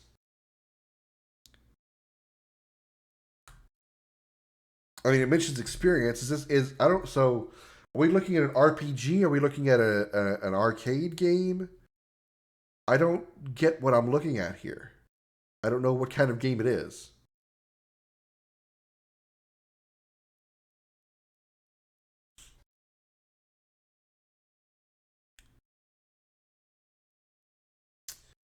Um, Doki Doki Ragnarok. Is this like Doki Doki Adventure Club? A game about a Viking who dates villages. No, not villagers. Sounds like it's going to be either too goofy to be rewarding or too creepy to be comfortable. And yet it is absolutely superb. A genuinely funny, sweetly progressive game about ransacking fields and burning down farms, all in the name of love and pillaging. What's most crucial here is just how lovely it is. It's a warm hug of a game without any unwanted wandering hands. It's also, we can confidently say, it's a game which you can get friend zoned by a capital city. The way they describe that is weird. I don't know that I don't know. It doesn't sound like anything that's on my radar. Mm, no, I don't know. I may have to see gameplay before I would consider it, but right now, just on that description, nah, I'm out on that one. Really? Really? Really? one of the top games, one of the best games of 2022 so far, is a word game on the phone. So outside of Horizon's Forbidden West and Elden Ring, that's all we've got? Really? Okay, Witch Queen. That's a little better. If you've written off Destiny in the past, it's time to change that. Good call. Destiny 2, The Witch Queen, features the best campaign the series has ever had. I don't agree with that. I think that the Taken King, this could be a nostalgia talking, but I think Destiny 1's first expansion, first big expansion, Taken King, had a much better campaign, and much longer too. Much longer. Really works the mind. Well, maybe I'll give it a try at some point. I don't really play much mobile games because, I don't really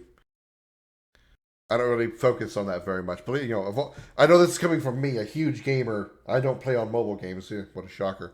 It truly is shocking. I know. Features the best campaign the series had, full of moments that go toe to toe with the likes of Doom Eternal and Halo Infinite. I mean, that's not, to me. That's not a really high bar. Not really a high bar. Doom Eternal and Halo Infinite stories were not that great. I mean, part of my problem with Doom Eternal's campaign was the fact that they mixed in platforming and platform / puzzle solving, mostly platforming, with the first person shooter of Doom. I hated that. I hated every bit of Doom Eternal because of that. The shooter parts was a blast, no pun.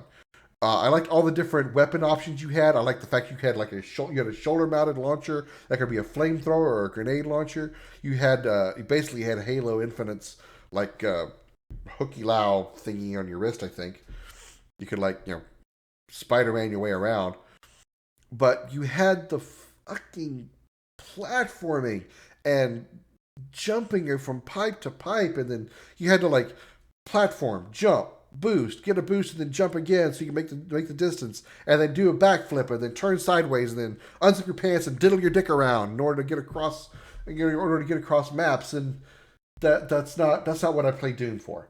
I play Doom to blow shit up, not play Mario Brothers. I hate platforming games in general. When you put them in my shooter, I'm out. Is Wordle some kind of crossword game? Because I'm not good at crossword games. I'm not good at crossword puzzles. It's the kind of expansion that reminds you of what Bungie was before it became the engine behind one of the most successful live service games in the modern era. Witch Queen is a stunning original take on a gothic sci-fi from top to bottom. The story to match, best of all, let you ignore much of the MMORPG grind as you want to. Well, yeah, that's one good thing about Destiny is while it is an MMO, it doesn't require the same amount of grinding to become playable as some MMORPGs Star Trek Online or Final Fantasy 11, Final Fantasy 14, something like that. Hey Brenda. Yeah. And I would agree it's a good campaign. I certainly wouldn't say it's the best one of the series. No. I think Taken King is the best and longest one, and it's far superior than Witch Queen. While Witch Queen is very good, it just means that, in my opinion, Taken King is better. Although the fact that the hive and the enemies now are casting your light abilities is interesting.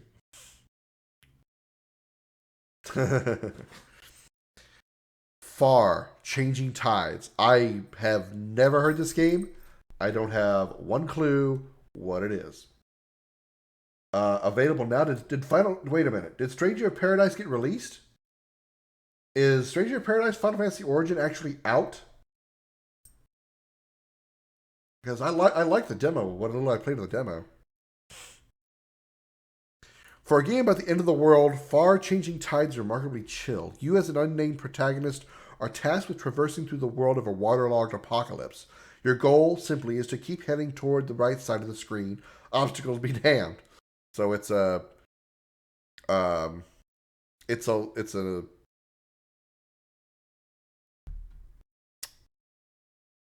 It's an Inside. It's a limbo type game.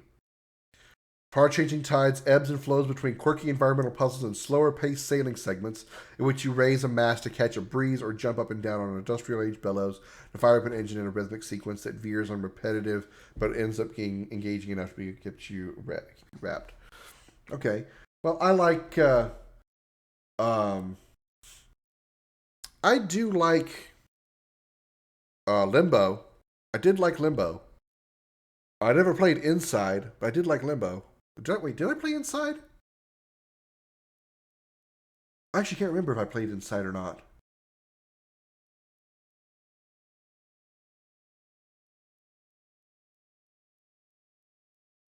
I don't think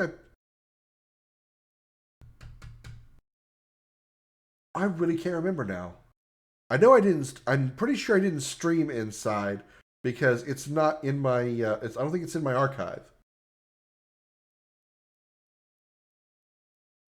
I really feel I played it though. Huh. Anyway, let's go on to the next one. If I can find my mouse. There it is. Are we still locking up here? No, it's moving fine for now. See when it locks up again.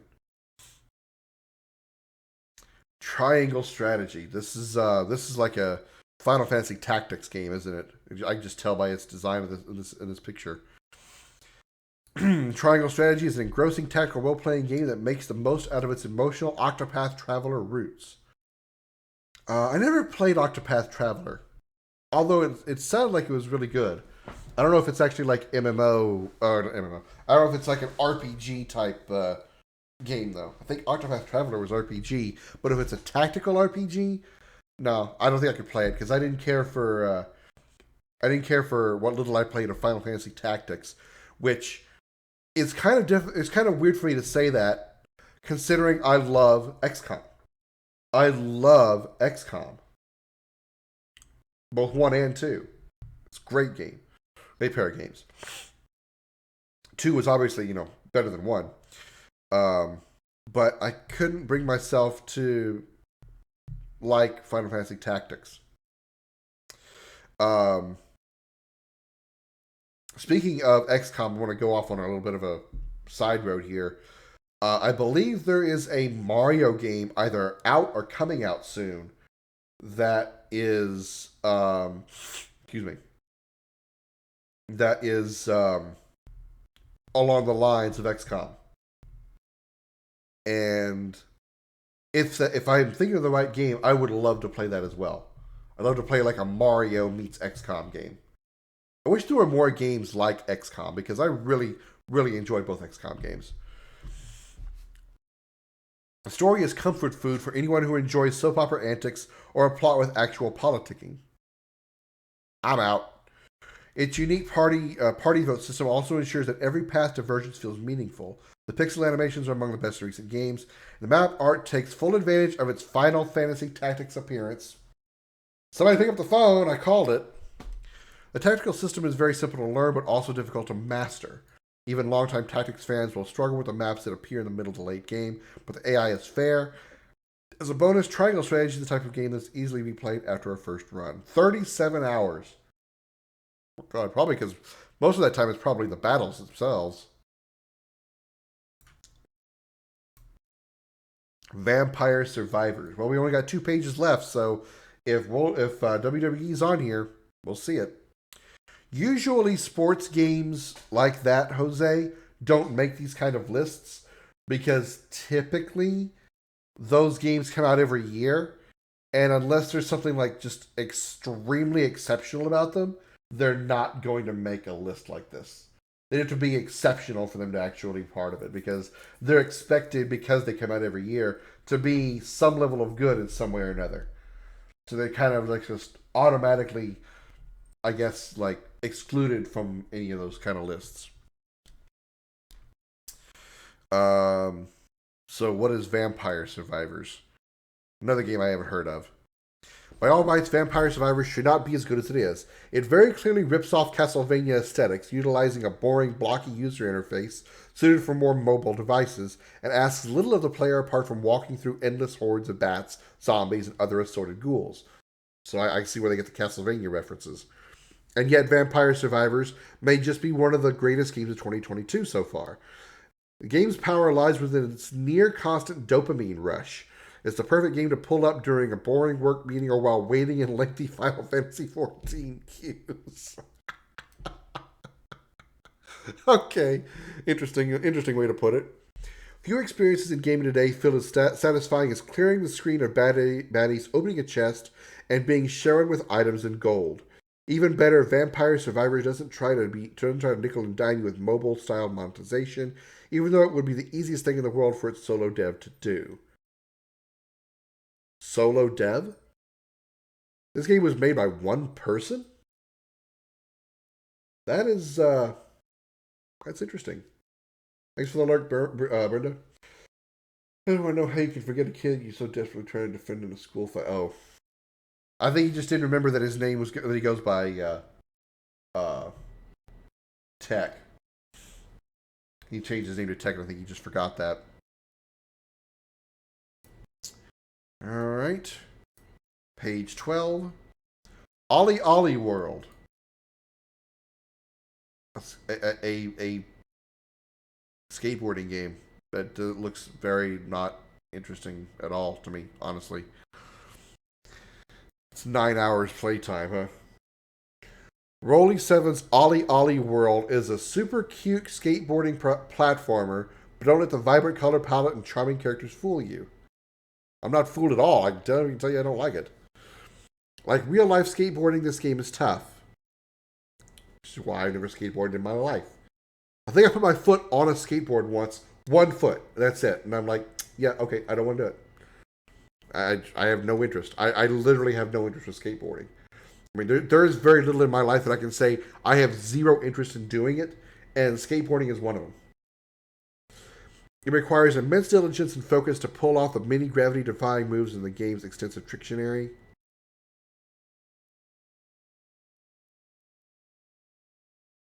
Okay. Clever wordplay there. But even if you slam, and you'll slam a lot, Ollie Ollie World is a joy to play, particularly because of its adventure time aesthetic, chill soundtrack, and simple controller scheme. It's steezy as hell in the multiple paths and challenges ensure you'll keep coming back to land the highest scores and sickest tricks possible.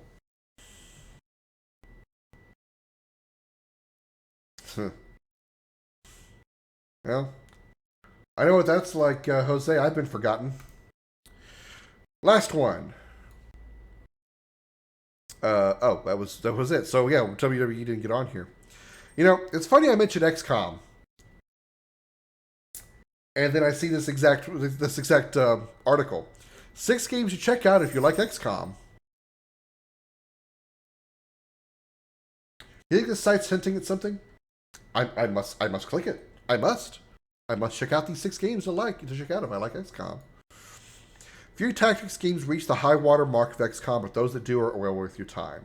Okay, I agree.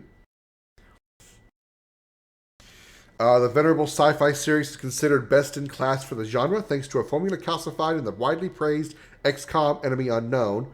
I prefer the expansion Enemy Within, and its equally praised successor XCOM 2.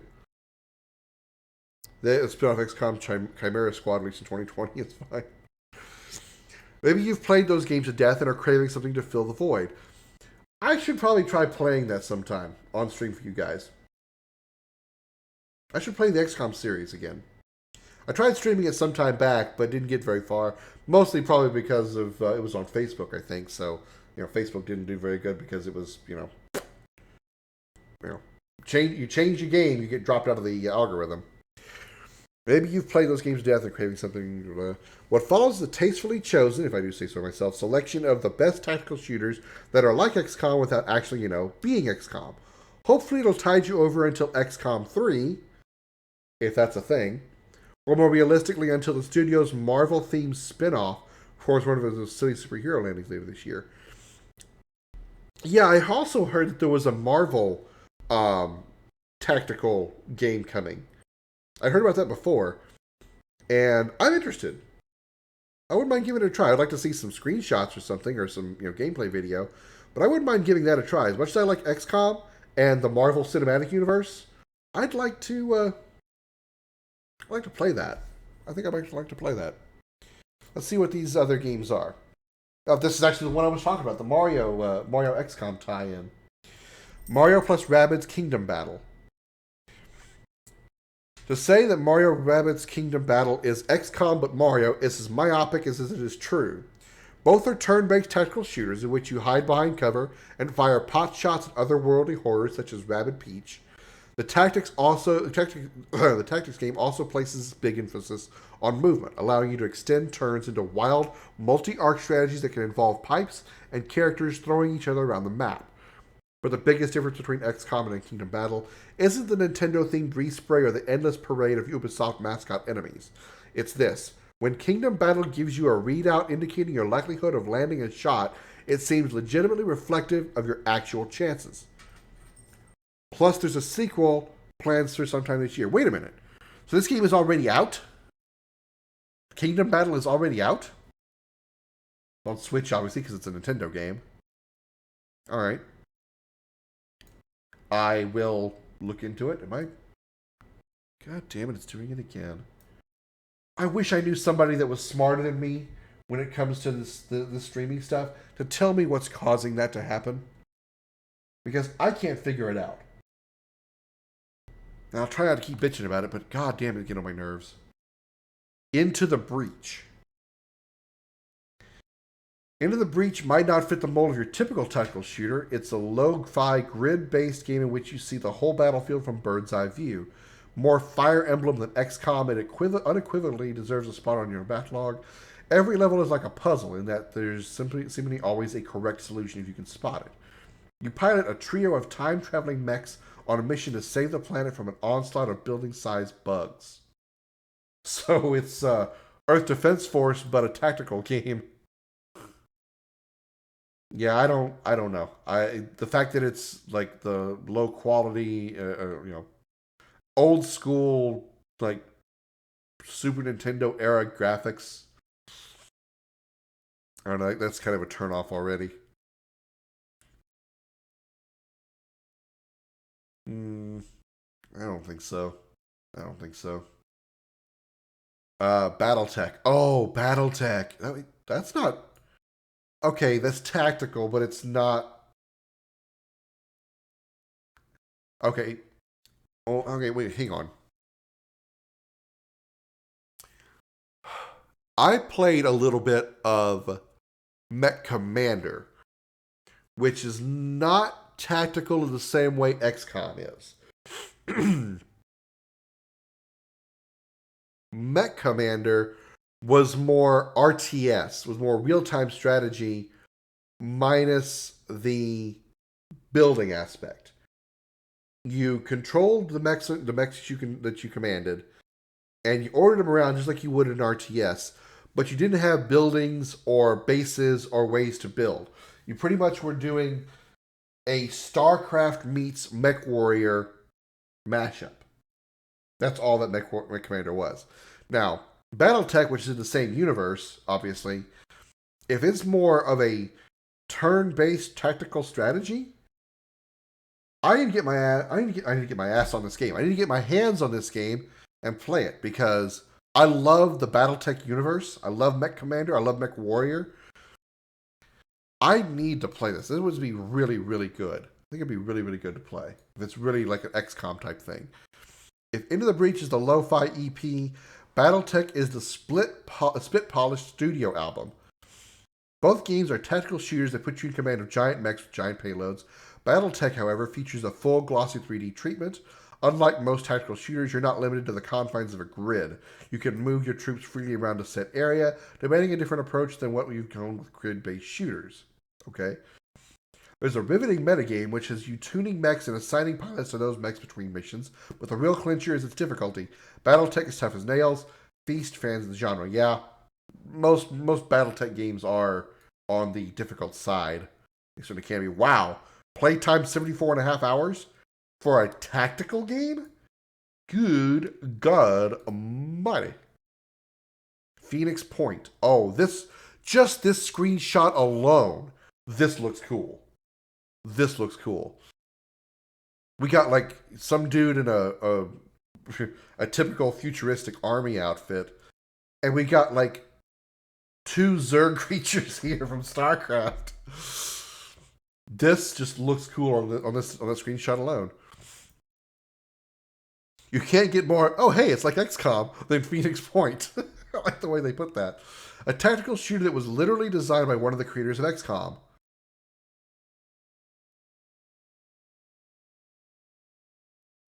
Well then, that's why. Like its progenitor, Phoenix Point is a turn-based tactical shooter with an intermission metagame based on bolstering your forces. The big deviation is that it focuses more on Lovecraftian horror and the specter of climate change rather than extraterrestrial threats. Phoenix Point is also a tad bit more complex in terms of its in-game systems and enemy variety and such. Its counterparts are contemporaries, but that's your Jame will get a kick out of it. So it's a horror tactical strategy game. One more game I should put on my list of Gears Tactics. I did play a little bit of Gears Tactics. It's actually free on Xbox Game Pass, and again, it's very much XCOM with Gears of War. But my problem with what I've played of Gears Tactics, it has a permanent bug that they will not fix. At least last I heard, they refuse to fix it. There is a mission relatively early on. I would say maybe, I don't know, 4 or 5 missions in. Where you have to have a minimum amount of soldiers in your party, in your group, whatever, in order to launch that mission, right? Let's just say the number is 4. You have to have four soldiers. And you're only allowed to recruit a certain amount of soldiers between missions. And you can obviously, retire soldiers that you don't need or have no, desire to keep for whatever reason. If you sell or get rid of those soldiers or retire those soldiers, and you have less than 4 soldiers in order to go into that particular mission, you can't play that mission. And there is no way to go back and get the ones that you've retired, nor if you've bought all the ones that you've gotten all the soldiers that you're allowed to purchase or recruit. If you've reached your recruitment limit and you still can't get 4 soldiers or whatever the minimum number is, you're soft locked. You can't go back to a previous save and undo getting rid of those soldiers that you got rid of, nor can you go into the store and recruit more soldiers to fill the ranks to get the minimum amount that you're missing. So the game is a potential soft lock that you can't undo. And from what I've understood, they've stopped supporting the developers of Gears have stopped supporting the game, so there'll be no patch to fix that. So I might be willing to try Gears Tactics again now that I know that thing is now that I know that's a thing. Just don't ever get rid of any soldiers, and I'll maybe play it again on stream because again I did like what I played of it. It was very, very XCOM like. When you think of Gears of War, you probably think of the Xbox-defining series of third-person shooters. But the smartest game in this series isn't an action game at all. It's Gears Tactics, a spin-off set before the events of the main games. I didn't know that. You play as Gabe Diaz, the dad of Gears 5 protagonist Kate Diaz. I haven't played Gears 5 yet, but I think I do know who that is. And lead a squad of soldiers on a series of missions with various creative parameters, rarely ever confined to the rote structure of kill all enemies. A handful of primary characters have to stay alive for story purposes, but many of your recruits are procedurally generated and susceptible to permadeath as a result. But if that's not your speed, you can effectively clone fallen comrades using the game's robust customization options. Now that I'm not aware of. I didn't know about cloning fallen comrades. I don't, maybe I didn't get to that point in the game. Perhaps that comes later.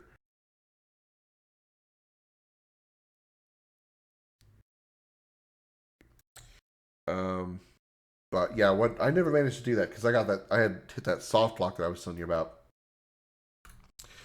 All right, Fire Emblem Three Houses. A Fire Emblem game, huh? Let's see. This fits more into like the tactical RPG realm that I'm really not much for. Again, like Final Fantasy Tactics. You can't talk about tactical games without talking about the reigning champ.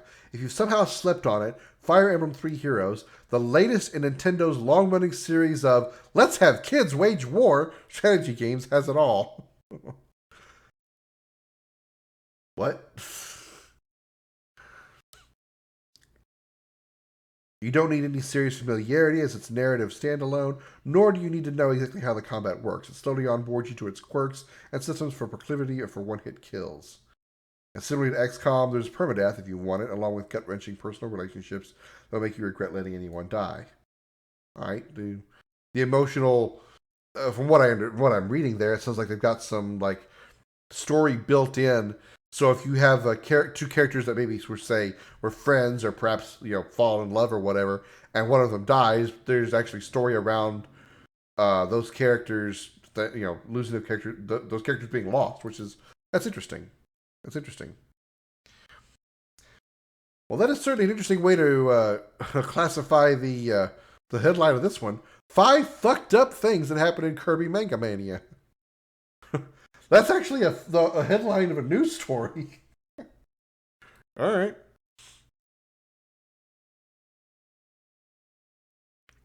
Okay. The best Switch games to play on a flight. Yeah. Because I'll be getting on a flight sometime soon. All right. And the other thing I wanted to talk about was the Far Cry 6 Stranger Things crossover. Ubisoft announced back in September that Far Cry 6 would be crossing over with Stranger Things in future DLC, and today the company has revealed this crossover will go live tomorrow. I assume tomorrow being Friday. Ubisoft revealed that the Stranger Things crossover mission starts March 24th in a new teaser trailer released today that offers a quick glimpse at some of the imagery that will be featured in it. Excuse me. As expected, it features some sights that fans of Netflix Stranger Things recognize, like the infamous Demogorgon and the trademark red skies and more. Okay, so if you like Far Cry 6, which I haven't played yet, I would like to play Far Cry 5 on stream. Actually, I'd like to play Far Cry 3, 4, and 5 all on stream. I loved Far Cry 5. I mean, it was still kind of like mediocre and still fell into much of the typical or the regular stereotypical cliches that open world games have. But I did enjoy Far Cry 5. I really did. And so I wouldn't mind playing 3, 4, and 5 as well as 6. Although I do know that Far Cry 5, I don't know if 6 has it, or I don't know if 3, 4, or 6 has it, but I know Far Cry 5 is co-op. So if I can get a friend, not hinting anything to anybody in the chat, wink, wink, would like to get Far Cry 5, I would love to play it with somebody. I'd love to play Far Cry 5. Far Cry 6 got a crossover with Rambo. Did it really? All right. You like Stranger Things? I've only seen like a few episodes of Stranger Things. I mean, I'm not against it, but I don't know. I'm not sure. I'm not like jumping for joy for it, but I wasn't like, ugh, this is terrible. And I still have yet to be able to get over the cringe factor that was the first episode of WandaVision. This mission will be playable by all because this weekend, March 24th to the 27th, Far Cry 6 will be free to play.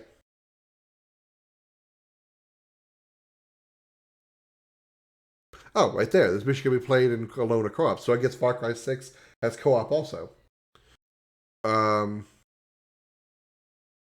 Well, I don't know that I would want to jump into Far Cry 6 for 3 days of free to play. Because unless you play it for all 3 days for 24 hours a day almost, you probably wouldn't be able to play very much of Far Cry 6 because Far Cry 5 was pretty long. I highly doubt 6 would be any shorter. So just having it for 3 days for free, since I don't have access to, since I haven't purchased the game yet, I doubt I'd want to get involved in that. Getting Tiny Tina, yeah, I need to. We all need to, like I said before, we all need to get together and do Borderlands 2 and pre-sequel. I eventually would like to get 3 as well. Everybody get into 3. I have all the games already. I just like to get some friends to play it. Despite being announced months ago with a release date less than 24 hours away, not much is known about the Stranger Things crossover. It's certainly an odd piece of DLC considering there's not much, if anything, that connects the two franchises, but it looks like it's going to be a good time nonetheless. Fortunately, we don't have to wait long to find out because it's tomorrow. Yeah.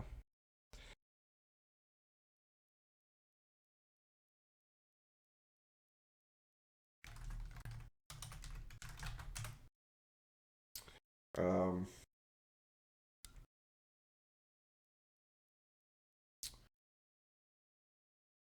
yeah.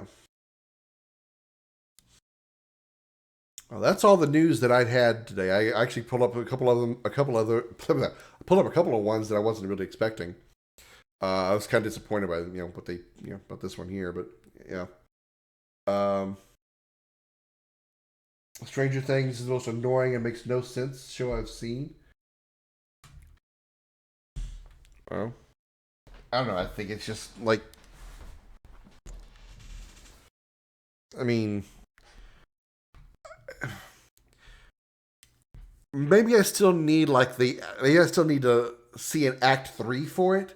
But what I saw so far, which was like, I don't know, maybe half a dozen episodes, I just feel like it's still on the build up process.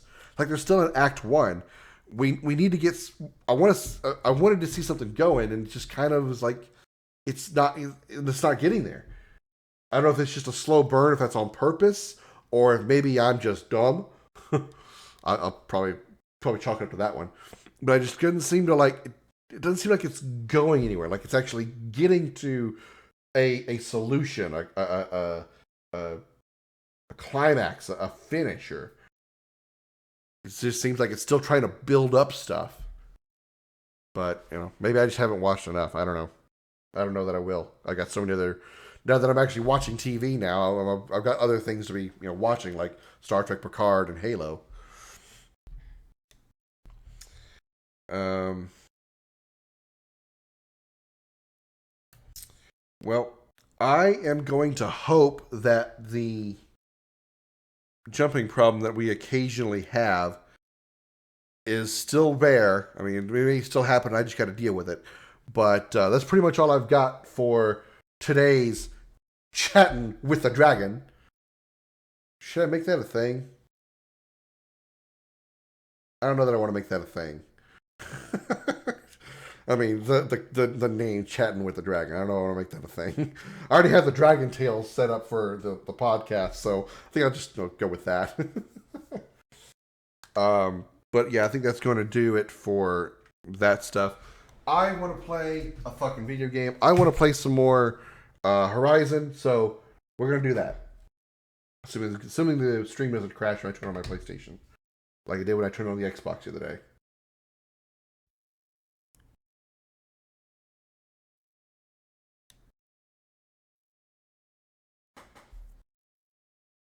It looks like we're in the process of doing something here, so let me get the system to load up. I was just told I sound too innocent to swear. Well, Brenda, whoever said that, in their defense, you do sound like you're maybe 14. Maybe. And I say that with this, with affection and friendliness. I mean that is not an insult at all. I gotta update my PlayStation because reasons. Apparently, it doesn't update the PlayStation itself when it's on rest mode.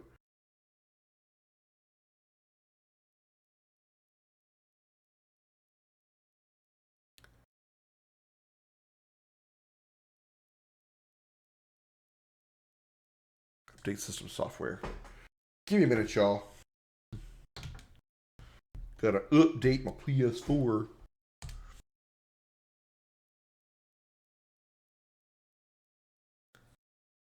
The Hogwarts. Yeah, I've there's I know Bimo wants to play that. I think Shannon wants to play that. So yeah.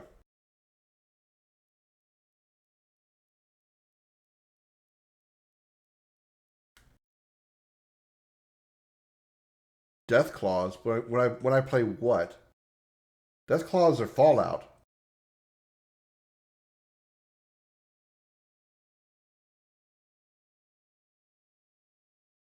Well, Brenda, maybe that's your hint. You should get you a PS4. I really hope I can eventually get my hands on a PS5 and Xbox Series S. I want because I want to get the digital versions of both of them.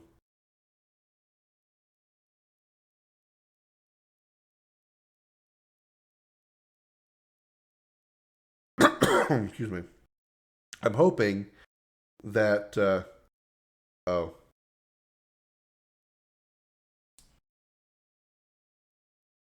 I'm. Well, there's still some game. I'm hoping that I can still play some Xbox One slash 360 games on the Series S because there are still a number of games that I would like to play on those older systems. Um, you didn't care for it, Holly, because you told me you didn't. But I really want to get back into the Serious Sam series, the Serious Sam games, because I've only played the third one on stream, and I want to finish off that series because I also bought one of the Serious Sam games that I have never played, which is Serious Sam 4. I was looking for that game to come out a long time ago, and I didn't, when I found out it was released, I didn't know it had been released. I'm like, wait a minute, this game's already out? And so I really want to play Serious Sam 4. I've played the first three. I'd like to play the fourth one, so I want to get through the story of the other ones. Alright, so put my controller back on. Over to Horizon Forbidden West. Let's return to the fire-haired maiden that is Aloy.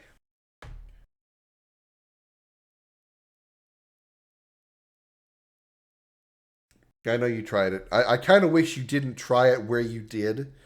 You jumped into the game in one of the most hectic points of the game. Instead of like going along with us from the beginning, where it kind of like eased you into it, you dropped in right in the middle of hectic central. So I knew that was going to turn you off, and it certainly did. So I understand not wanting to do that.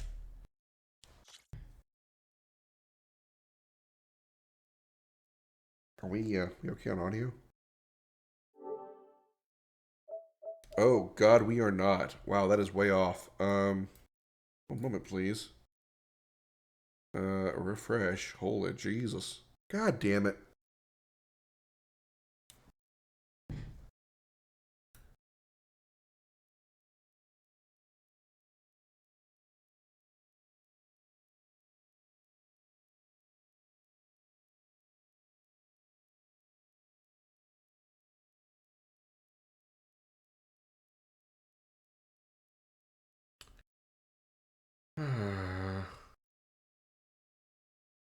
What the fuck?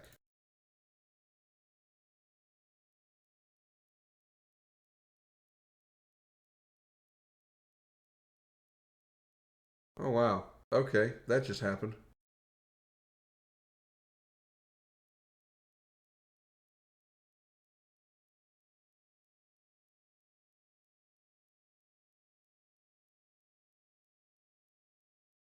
Oh, very nice. Very nice. All right. That just happened. That's the thing. It just happened.